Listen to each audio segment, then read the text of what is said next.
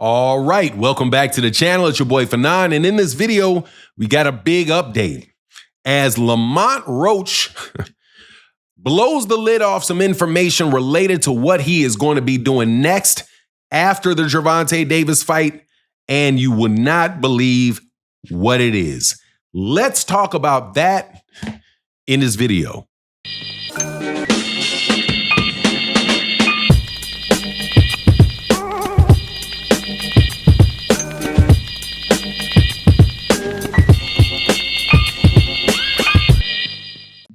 All right, welcome back to the channel. It's your boy Fanon, and in this video, we're going to be in the 135-pound division, where Gervonta Davis will be rematching Lamont Roach. But it seems as if Lamont Roach might be looking past Gervonta Davis into a fight with Teofimo Lopez. Now, before I get into the details, though, let me welcome you back to the channel. If you are new to the channel, please accept my invitation to hit the subscribe button and hit the bell icon so you can be notified of when we release more videos. And if you're a longtime subscriber and supporter of the channel, thank you guys so much for your continued support, especially the people that support in the super thanks of the videos like this. It's $sign by the comment section. All the support is appreciated. But let's get into this, man, because Teofimo Lopez is a wild boy who don't know what he's going to do next. But it appears as if one of his plans has been revealed by Lamont Roach.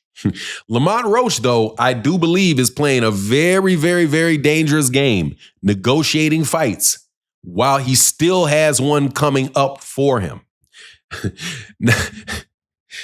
Lamont Roach, in an interview, stated that he was done holding the bag. He was going to let everybody know what was going on, and that he and Teofimo Lopez were in negotiations to have a fight after Lamont Roach fights Gervonta Davis for the second time.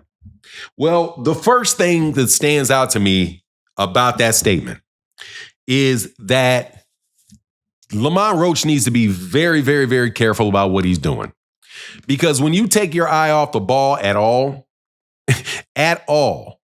you wind up underperforming or taking something for granted. And I haven't listened to Lamont Roach a lot, but Lamont Roach sounds like somebody that thinks he won a fight in maybe some lopsided fashion that is just not reality. I've heard Lamont Roach say that he thinks he won that fight 8-4 or something like that. Ain't no way. That fight was a very, very close fight. Personally, I think Gervonta Davis won that fight. And I think that the round that Gervonta Davis took that knee, I believe the referees gave Lamont Roach that round anyway. And the fight wound up being a draw because Gervonta Davis took that knee, not in spite of him taking that knee. I think it was because he took that knee that it wound up being a draw. So Lamont Roach looking past Gervonta Davis, doing a ton of interviews, being treated like the star he deserves to be treated, really, really could come back to backfire on him, because Gervonta Davis is somebody that seems like for this particular situation that he's pretty hungry and is going to want to perform better, thought that he could have performed better, and he's going to be in the ring against you the second time. I wouldn't be spending any time talking about Teofimo Lopez or anybody other than Gervonta Davis. That, for me, would be the absolute top of it. But of my focus and nothing else. But this does illustrate something else, and I do want to give a shout out to Deem. Shout out to Deem, is a big supporter of the channel. He's got a YouTube channel himself. Go follow him on Instagram, follow him on Twitter, follow him on YouTube. He brought up a really solid point about the fact that Lamont Roach would be going into a fight already have a fight that he's negotiating with Teofimo Lopez for after the Gervonta Davis fight. Now, what is that? It is the fact that, notice what happens to Gervonta Davis's opponents after they fight Gervonta Davis. And it doesn't matter if they win. It doesn't matter if they lose. The same thing happens to the people that Gervonta Davis fights. And you know what that is? Their stock goes way up. All of a sudden, after Gervonta Davis fights somebody, everybody wants to fight him. He fights Isaac Cruz. All of a sudden, people want to fight Isaac Cruz. He fights Rolly Romero. all of a sudden people want to fight Rolly Romero. He fought Ryan Garcia. Ryan Garcia, 1.2 million pay-per-views. All of a sudden, the world eyes on Ryan Garcia. Same type of thing had happened to Floyd Mayweather Jr. When Floyd would fight somebody or somebody would be compared to Floyd, their stock would rise, right? So it's only natural that that's what happens with Lamont Roach. Lamont Roach puts on a good performance with Gervonta Davis. I had made a prediction that somebody was going to try to steal Lamont Roach away from that rematch with more money so that they could take the shine that Lamont Roach had and try to do better against Lamont Roach than Gervonta Davis did against Lamont Roach. So I thought that they were going to go about doing that anyway. But compare and contrast that to what happens with fighters that other people fight. After Devin Haney fights Regis Prograis' career is pretty much, where did it go? Right? What happened when when Jose Ramirez lost to Devin Haney? He's not going to become any type of star. You can't name anybody that Devin Haney fought where Devin Haney was the A side on that card and on that event, and as a result of fighting Devin, that particular person's stock went up.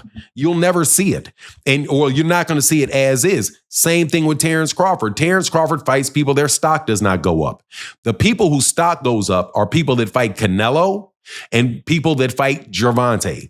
And that right there tells you who really is the most influential people and who are really the faces of boxing. It's the fighters that move things. It's the fighters that sell tickets. I just did a video about how Terrence Crawford came out and said that he was making $10 million against Canelo Alvarez, not the $100 million that had been thrown around. And in that video, I explained the reason why people lie about the numbers and how much money fighters are making, because they are trying to artificially increase the value of the fighter in your mind by talking about how much somebody is going to pay them. Instead of you being generally interested in them as a person, interested in them as a fighter, considering them to be your champion, where they're going into fights and you're kind of riding with them the whole time. That is not something that comes very easily in boxing. But at the end of the day, I really cannot wait for the rematch between Lamont Roach and Gervonta. I think you're going to see a much better Gervonta Davis. I think you're going to see a much better Lamont Roach. And I think we're going to have a fight that is going to turn out to be very, very exciting, just like the first one was. But it just doesn't. But watch what happens with Lamont Roach after that fight takes place. Win, lose, or draw. Lamont Roach is going to start getting very big paydays, and T.O.'s going to want to fight him. Ryan's going to want to fight him. Devin's going to want to fight him. They're all going to want to fight him because now Lamont Roach has name recognition. Think about how Lamont Roach's name sounded before the first fight and how it sounds in your head now, right? Before you have the Lamont Roach. You mean Lamont Peterson? No, Lamont Roach. Right now, Lamont Roach is one of the most known names in the sport of boxing off that one performance. And my hat goes off to him. I just hope that he's not overlooking it. Or let me take that back, because I'm a big Gervonta fan. I don't mind if he overlooks it and comes in there slacking, because I want Gervonta Davis to win the fight. I'm just being honest. But at the same time, man, I appreciate what the man is doing, and many blessings to him. And that's why the situation with Lamont Roach, that's why these fighters shouldn't be tearing down Gervonta Davis. Because if you get in the ring with him, he's going to elevate you. And matter of fact, even when you talk about him in YouTube videos and on Twitter, he's elevating your brand. But you won't compliment him and give him the credit for lifting you up. They want to put a stake in the man's back and drag him down. But anyway, that's my take on the matter. Please let me know what you think in the comment section. And with that, I'm out. Deuces.